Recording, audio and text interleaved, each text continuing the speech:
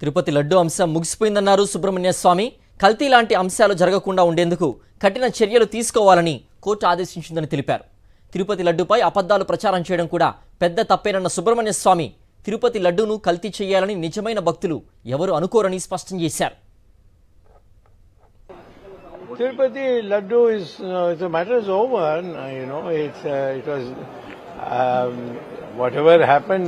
Nobody was there to be blamed, and it was my petition. And all that the court did is that you will have to have more strict rules to see that such things don't even falsehood spread. Even that should not take place if you have very strong rules. So therefore, I don't think there's anything left of it.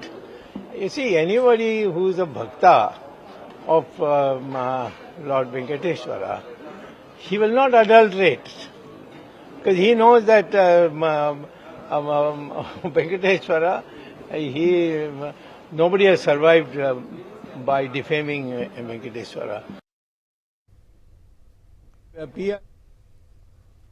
Tirupati deputy mayor ఎన్నికల్లో జరిగిన హింసపై హైకోర్టులో పిల్ వేశారు సుబ్రహ్మణ్య స్వామి.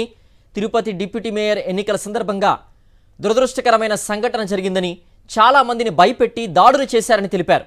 ఎన్నికల సమయంలో హింసను నివారించేందుకు తీవ్రమైన చర్యలు తీసుకోవాలని పిల్ వేశారన్నారు సుబ్రహ్మణ్య స్వామి. PIL is likely to be listed in the court on March 12th. And it is this that all over the country and recently in Andhra, during the elections, in this case the election for the mayor, right? Mayor in Tirupati, there's been some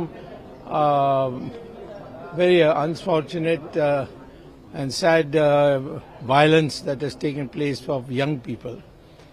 And so I think there has to be some new norms by which there cannot be violence when elections are going on, and there therefore should be much sharper, harder punishments for that purpose. And that's my PIL, and it will be heard on 12th, and I hope it will become a law.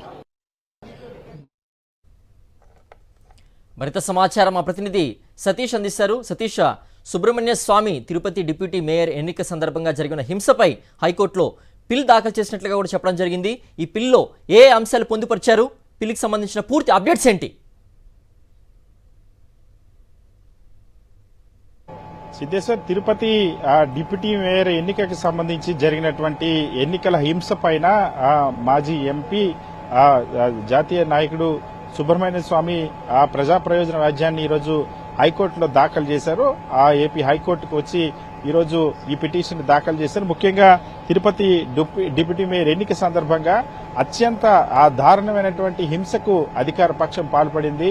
Tirupati deputy mayor ఎన్నిక సందర్భంగా వైఎస్ఆర్ కాంగ్రెస్ పార్టీకి సంబంధించినటువంటి కార్పొరేటర్లు ప్రయాణిస్తున్నటువంటి bus పైన భౌతికంగా దాడి చేయడం, రాళ్లతో దాడి చేయడం, కర్రలతో దాడి చేయడం, వైఎస్ఆర్ కాంగ్రెస్ పార్టీకి సంబంధించినటువంటి ఓటర్లుగా ఉన్నటువంటి వాళ్ళు ఎవరైతే తిరుపతి ఎంపీ, దళిత ఎంపీ గురుమూర్తి అందులో ఉన్నారు, బీసీ మేయర్ శిరీష అందులోనే ఉన్నారు, దళితులకు సంబంధించినటువంటి కార్పొరేటర్లు ఉన్నారు, సో బీసీకి సంబంధించినటువంటి కార్పొరేటర్లు ఉన్నారు. వీళ్ళందరూ ఉన్నటువంటి బస్సు పైన దాడి చేయడం, కార్పొరేటర్లు కిడ్నాప్ చేయడం, కేవలం కార్పొరేషన్ లో ఒకే ఒక్క తెలుగుదేశం పార్టీ సభ్యుడు ఉంటే ఆ ఒక్క తెలుగుదేశం పార్టీ సభ్యుడిని డిప్యూటీ మేయర్ చేయడం కోసం ఎంత కిరాతకంగా తెలుగుదేశం పార్టీ, జనసేన పార్టీలు అక్కడ వ్యవహరించే చూశారు. అయితే ఆ కేసుకు సంబంధించి కేవలం అంత పెద్ద సంఘటన యావత్ ప్రపంచం కూడా కళ్ల ముందు జరిగింది, చూశారు. రాళ్ల దాడి ఏ విధంగా తెలుగుదేశం పార్టీ నాయకులు విచక్షణ రహితంగా హింసకు పాల్పడ్డారో చూశారు.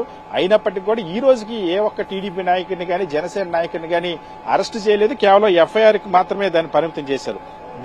దీనిపైన ఇది ఎన్నికల ప్రక్రియకే చాలా విఘాతం కలిగించేటువంటి అంశం, ఎన్నికల ప్రక్రియ పైన తీవ్రమైన ప్రభావం చూపేటువంటి అంశం. కాబట్టి దీనిపైన హైకోర్టు విచారణ జరపాలి.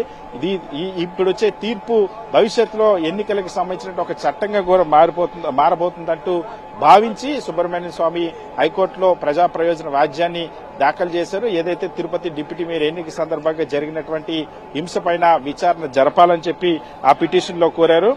ఈ విషయంలో ఆ కోర్టు చర్యలు తీసుకుంటే అది దేశవ్యాప్తంగా కూడా ఇదొక చట్టంగా మారబోతుంది. మంచి నిర్ణయం ఎప్పుడు ఎవరు మాట్లాడినా పార్టీలకు అతీతంగా దాన్ని అంగీకరించాలి అనే అంశాన్ని స్పష్టం చేశారు. సో ఇప్పుడు తిరుపతి డిప్యూటీ మేయర్ ఎన్నిక సందర్భంగా జరిగినటువంటి హింస ఏవైతే ఉందో ఆ ఎంపీల పైన కార్పొరేటర్ల పైన దాడి చేయడం, బస్సు పైన కార్పొరేటర్ ప్రవేశిస్తున్న బస్సు పైన దాడులు చేయడం, వరుసగా ఇప్పుడు 2-3 సార్లు ఎన్నిక వాయిదా పడేలా చేయడం, ఈ హింస అన్నది దేశవ్యాప్తంగా కూడా చర్చనీయాంశమైంది. ముఖ్యంగా తిరుపతి లాంటి పుణ్యక్షేత్రమైనటువంటి ప్రపంచ ప్రఖ్యాతిగాంచిన పుణ్యక్షేత్రం ఉన్నటువంటి తిరుపతిలో జరిగినటువంటి ఘటన కాబట్టి సుబ్రహ్మణ్య స్వామి పిటిషన్ దాఖలు చేశారు. ఈ పిటిషన్ మార్చి 12న విచారణకు వచ్చేటువంటి అవకాశం ఉందని చెప్తా ఉన్నారు. సో ఖచ్చితంగా దీని ద్వారా ఎవరైతే ఈ హింసకు పాల్పడ్డారో వాళ్ళపై చర్యలు తీసుకునేలాగా హైకోర్టు ఆదేశాలు ఇస్తుందని ఆశిస్తున్నానని చెప్పి సుబ్రహ్మణ్య స్వామి అభిప్రాయం వ్యక్తం చేశారు.